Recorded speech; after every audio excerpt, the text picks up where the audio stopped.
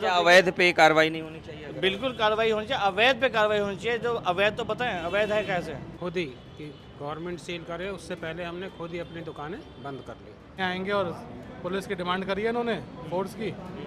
वहाँ थाने में फोर्स खड़ी है, चुपचाप आएंगे सील मार देंगे। आप न्यूज़ चौक देख रहे हैं, मैं हूं सुमित। इस समय मैं मौजूद हूं न्यू अशोक नगर में, और जिस तरह से सीलिंग की बात कही जा रही थी, यहां के दुकानों को सील किया जाएगा, यहां पे दुकानदार जो हैं वो दहशत में थे। आप दुकानों के बाहर देख सकते हैं जिस तरह से ये चारों तरफ जो दुकान है और ये बंद पड़े हुए हैं।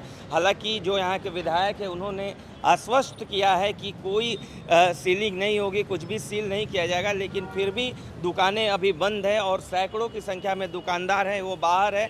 मैं यहाँ पे लोगों से बात करने की कोशिश भी करूँगा। भैया, क्या नोटिस कहाँ से आया था? ये नोटिस कहीं आया ही नहीं, हाँ। नोटिस कहीं से नहीं आया, इन्फॉर्मेशन आई है। हाँ, और उसके बिहाफ पे सबने अपने अपने प्रोटेक्शन के लिए ये कर दिया है। हाँ जी, कहाँ से आप लोग को ये इन्फॉर्मेशन कहाँ से? क्या ये र्यूमर था या? ये जस्ट इन्फॉर्मेशन, रूमर ही समझो, रूमर समझो, इन्फॉर्मेशन समझो, जो हाइड होके मिली है सबको। उसके बिहाफ पे ये जो पहला हर्षद मेहता वाला केस था, उसके बिहाफ पे ये कार्रवाई करने की कोशिश हुई थी। जब वो केस ही खत्म हो गया तो कोई ग्राउंड ही नहीं बनता सीलिंग का या ऐसा भी कुछ। हाँ, तो बस ये जो है ना मिसगाइड किया गया है लोगों को। मिसगाइड किया गया। राइट, तो डीडीए की तरफ से ऐसे कोई नोटिस आई है? नोटिफिकेशन होता तो उसके ऊपर चैलेंज भी तो होता, कुछ टाइम भी तो मिल रहा, कुछ नहीं है ऐसा। तो आप लोग दुकान क्यों नहीं खोल रहे हैं फिर? इसीलिए नहीं खोल रहे हैं ना, क्योंकि मिसगाइड किया गया लोगों को, इन्फॉर्मेशन करेक्ट नहीं दी गई है। तो इस बारे में क्या आप लोगों ने बात करने की कोशिश की है? डीडीए में बिल्कुल कोशिश की है, एमपी साहब से बात करने की कोशिश करी है, हमारे काउंसलर साहब और एमएलए साहब, इन सब से बात करने की कोशिश की है। इन्होंने आश्वासन दिया है कि ये जो हो रहा है बड़े गलत तरीके से हो रहा है या गलत तरीके से इन्फॉर्मेशन दी है, उसके अगेंस्ट हम खड़े हैं, उसके आगे हम प्रोटेस्ट करने की कोशिश करेंगे। इसके खिलाफ एक कमेटी बना के हम आगे जो आगे की कार्रवाई है वो प्रोसेस करने की कोशिश करेंगे। कैसे देख रहे हैं जो सरकार जिस तरह से दिल्ली में तमाम जगह ये बुलडोजर एक्शन जो हो रहा है, इस बारे में क्या कहेंगे? अवैध बताकर जो कार्रवाई चल रही है। देखिए सर, आपको समझना चाहिए कि सरकार अगर ये काम करती है, आदमी रोटी कपड़ा और मकान की ही जद्दोजहद में फंसा हुआ है। अगर आप किसी इंसान से उसकी रोटी छीन लेंगे, बिना रोटी के तो जंग भी लड़ी नहीं जा सकती। तो फिर आप व्यापारी से आप उनकी रोटी छीन लेंगे। आप एक व्यापारी के साथ 100 आदमी जुड़ा होता है, उसका ना सिर्फ परिवार, उसके पीछे बैकग्राउंड में बहुत लोग जुड़ा होता है। तो ये तो बहुत गलत है, पहली बात तो। और रही बात, आप दूसरी क्या पूछते थे कि जो सरकार जो एक्शन ले रही हाँ, है, अगर एक्शन ले रही है क्या तो अवैध पे कार्रवाई नहीं होनी चाहिए? अगर बिल्कुल कार्रवाई होनी चाहिए, अवैध पे कार्रवाई होनी चाहिए। जो अवैध तो पता है अवैध है कैसे। ये आज से 50 साल पहले कॉलोनी खड़ी है और सरकार ने ये बाद में रूल्स बाद में आए हैं, तो ये अवैध कहाँ से हुई। और दूसरी बात, अवैध होने के कुछ पैरामीटर्स होते हैं जिसके ऊपर आपको नोटिस दिया जाता है, कुछ चेतावनी दी जाती है कि आप खाली कर दो या कन्वर्जन चार्ज भर दो। आपको नुकसान नहीं होना चाहिए, गवर्नमेंट को नुकसान नहीं होना चाहिए, राइट है। तो उसके लिए ऐसा कोई नोटिस दिया ही नहीं। नोटिस चाहिए। आपके भी दुकान है यहाँ पे? हाँ, मेरी दुकान। क्या ये र्यूमर था या कोई नोटिफिकेशन? र्यूमर नहीं, लोग एक्चुअली आए थे, एमसीडी और डीडीए वाले, वो वीडियो बना के लेके गए थे।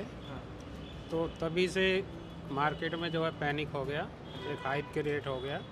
तो लोगों ने खुद ही कि गवर्नमेंट सील करे उससे पहले हमने खुद ही अपनी दुकानें बंद कर ली।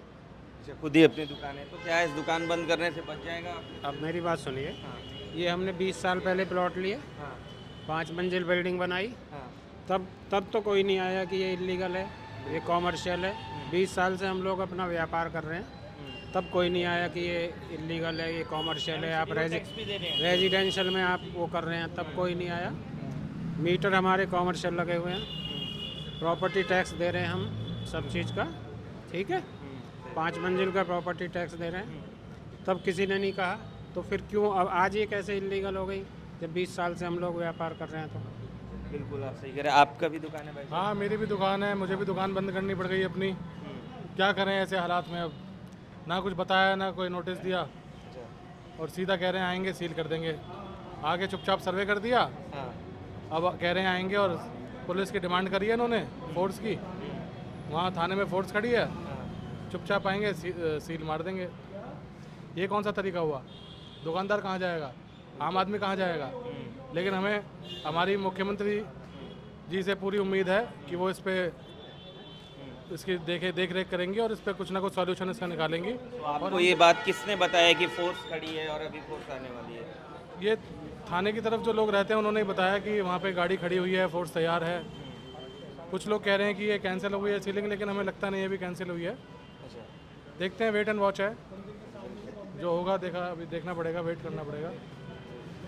बाकी हमें पूरी उम्मीद है बीजेपी सरकार से हाँ, कि इसका कुछ ना कुछ हल निकालेंगे और हम जैसे दुकानदार के लिए कुछ सोचेंगे और उनके लिए हम फिर से दुकान चालू कर पाएंगे। तो ये देख सकते हैं दिल्ली में ये जो सीलिंग की कार्रवाई हर जगह चल रही है और अभी मैं न्यू अशोक नगर में हूँ। यहाँ पे कुछ लोगों का कहना है कि ये सीलिंग की कार्रवाई की बात कही जा रही है। यहाँ पे फ़ोटो क्लिक किया गया है डीडीए की तरफ से और थाने में पुलिस खड़ी है और कभी भी यहाँ पे दुकानों को सील किया जा सकता है और इस वजह से यहाँ पे जो लोग हैं वो तमाम लोग उधर भी खड़े हैं और चारों तरफ से यहाँ पे पूरी दुकानें हैं और जो दुकानें हैं अभी बंद है, वेट एंड वॉच की स्थिति में है। बहरहाल आप न्यूज़ चौक देख रहे थे।